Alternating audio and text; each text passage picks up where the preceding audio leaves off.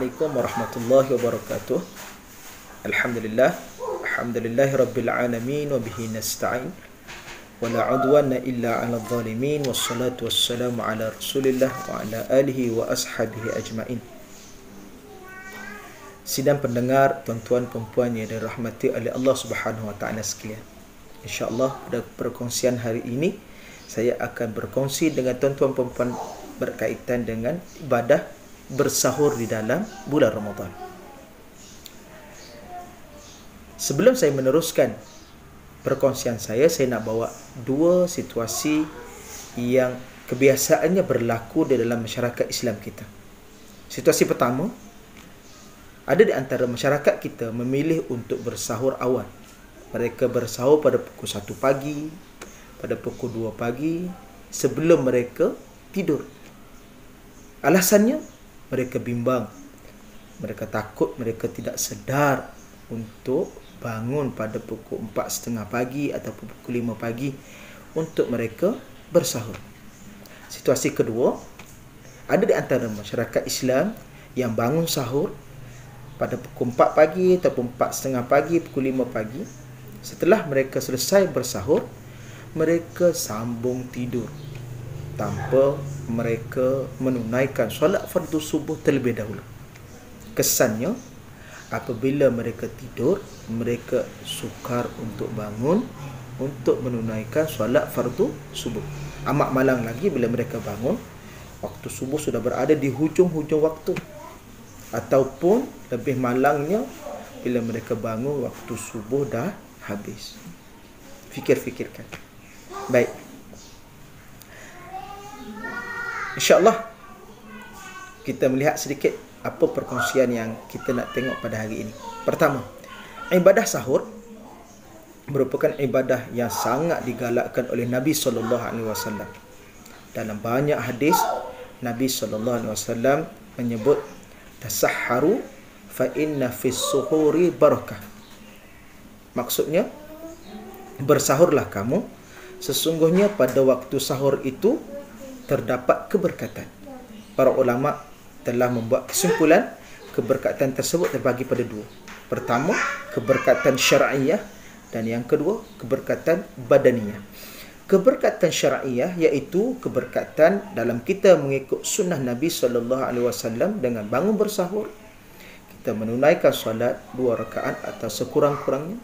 Mungkin kita membaca Al-Quran, kita berzikir kepada Allah, kita memperbanyakkan istighfar kepada Allah, ataupun kita memperbanyakkan doa di waktu sahur. Kerana berdoa di waktu sahur juga merupakan tempat yang mustajab doa.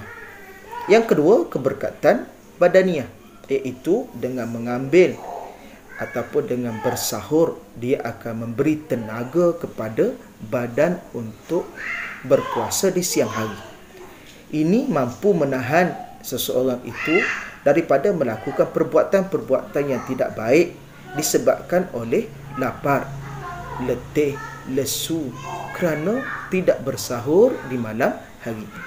Nabi SAW mengingatkan kita, man lam yada' qawla dzur wal 'amala bihi falaysa lillahi hajatun fi an yada'a ta'amahu wa syarabahu.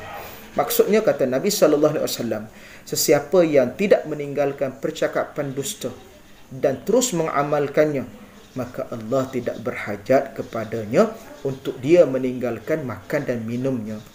Jadi bila kita berpuasa pada siang hari, kena jaga lidah, tak boleh marah-marah, tak boleh maki hamun ataupun seumpama dengannya. Baik. Oleh itu, jangan ada di antara kita yang tidak bangun sahur. Bersahurlah walaupun dengan minum seteguk ataupun 2 teguk air, ataupun makan 2-3 biji kurma.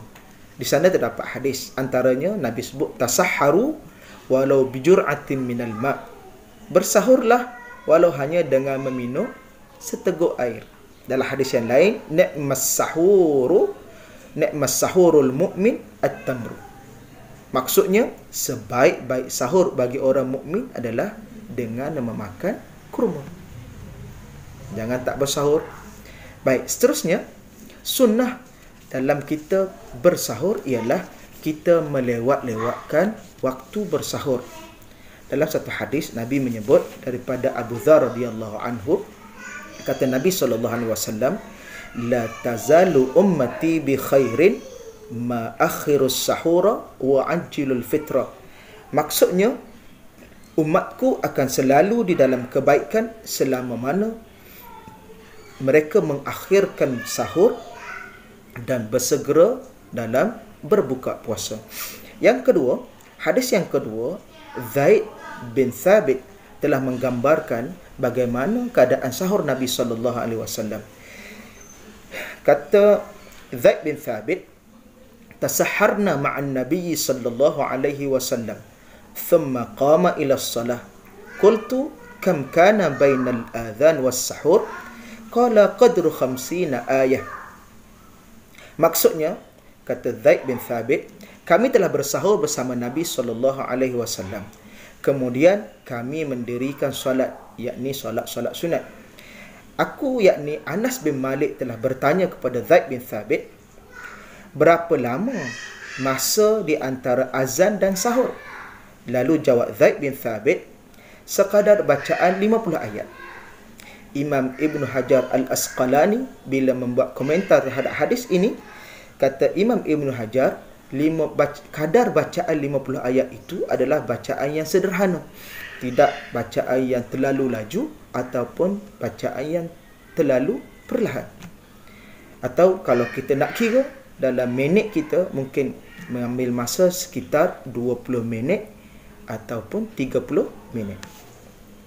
Baik, seterusnya, sidang hadirin, sidang pendengar yang saya kasih sekalian, perkongsian seterusnya yang saya nak berkongsi dengan tuan-tuan perempuan sekalian adalah bersahur itu merupakan perbezaan di antara puasa kita dengan puasa ahli kitab. Antaranya Nabi SAW menyebut, faslu ma baina siyamina wa siyami ahli kitab aklatus sahar. Maksudnya, perbezaan antara puasa kita dengan puasa ahli kitab adalah dengan makan sahur. Jangan tidak makan sahur. Baik, dan poin yang terakhir yang saya nak berkongsi dengan tuan-tuan, perempuan, sidang pendengar sekalian pada hari ini adalah, iaitu kita pada waktu sahur ini janganlah kita tidur, ataupun selepas kita bersahur jangan kita terus tidur.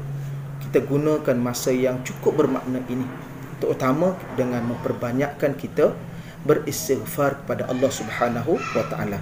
Kerana Allah menyebut dalam Al-Quran dalam surah Adz-Dzariyat ayat yang ke-18, Allah menyebut wa bil asharihum yastaghfirun. Maksudnya, daripada waktu akhir malam sebelum subuh, mereka selalu beristighfar kepada Allah Subhanahu wa taala. Tuan-tuan perempuan yang dirahmati oleh Allah Subhanahu wa taala sekalian, kita mengambil kesempatan dengan kedatangan Ramadan ini, mudah-mudahan puasa kita pada ibadah puasa kita pada kali ini, dia benar-benar boleh menghapuskan dosa-dosa kita yang telah berlalu. Kata Nabi SAW, man shoma Ramadan imanan wa ihtisaba ghufira lahu ma taqaddama min dhanbih. Barang siapa yang berpuasa Ramadan dengan penuh keimanan dan penuh pengharapan pengampunan oleh Allah Subhanahu wa taala, ghufira lahu ma taqaddama min dhanbih, akan diampunkan dosa yang telah lalu oleh Allah Subhanahu wa taala. Insya-Allah, mudah-mudahan ada sedikit manfaat daripada perkongsian ini untuk saya dan untuk tuan-tuan perempuan sidang pendengar yang dikasihi oleh Allah sekalian.